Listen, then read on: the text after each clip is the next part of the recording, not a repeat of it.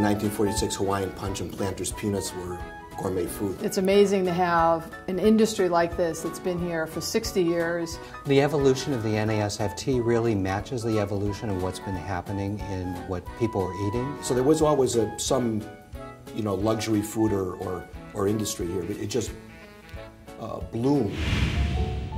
There was a smaller, clubby industry. And there were people in New York, there were people in Chicago, there were people on the coast. Everybody knew each other. They really bought things because their intuition told them it would sell, or they enjoyed it. They thought it was a good food.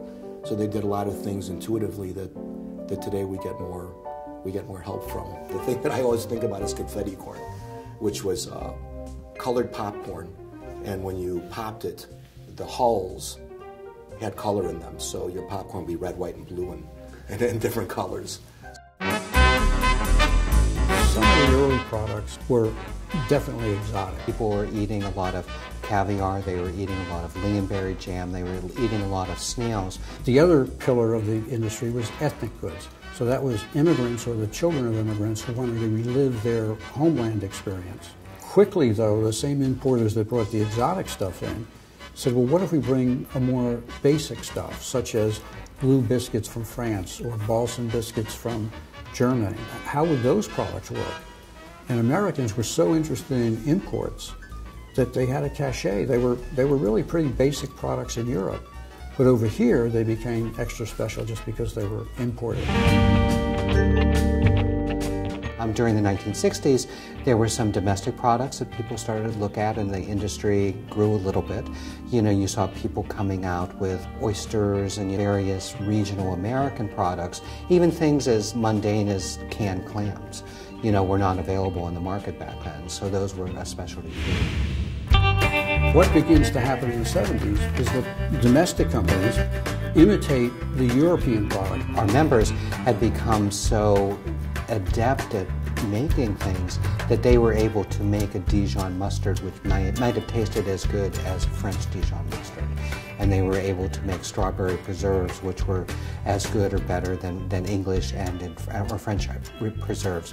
So they started making these products, and that's really when the industry started to turn from an industry that was primarily of imported products to an industry which was comprised of really vibrant American-made products. And the business explodes, all during the 80s. There's more products coming out, more retailers stocking the products, more supermarkets giving it space. And all through the 80s and into the 90s, we just had this explosion in business, and that fueled the growth of the fancy food show.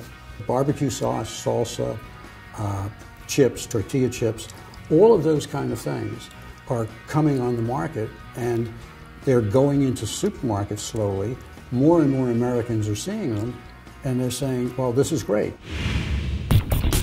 All the most important buyers in the country realized specialty foods was a growing niche. So all of a sudden you've got Kroger, Albertson, Walmart, everybody sending people to the fancy food show. Therefore, all of us want to be there. Somewhere about the late 1990s, early 2000s, we saw that Europe was shrinking in its interest in the U.S. So we targeted the rest of the world. So we went from about 20 international pavilions to what it is today in New York. I think it's 70 or 80. If you like food, you're excited about the business, the personalities in the food business come here with great product. The great people in the food business, from Julia Child to Martha Stewart to Alice Waters, Craig Claiborne, Pierre Fernet, Jacques Pepin, all of the great writers, all the great cookbook people.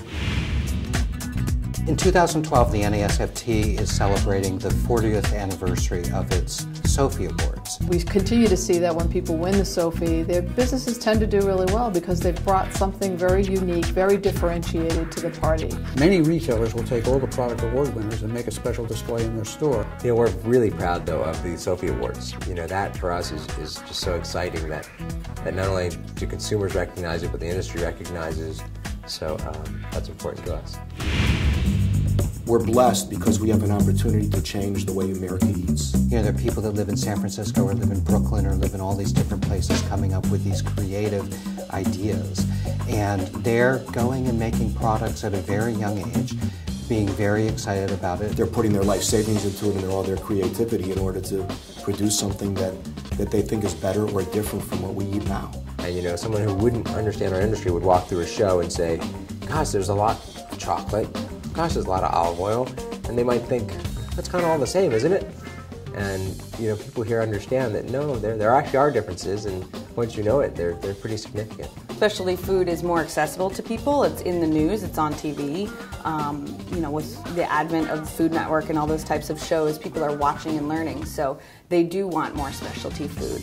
And if you kind of look at the history of the people that have been successful in our business, that's what they all did. You know, they risked capital, they risked their time, so they go to Europe and offer to buy the output of a guy's factory and have it brought to America in the hopes that they would sell it. There were no guarantees.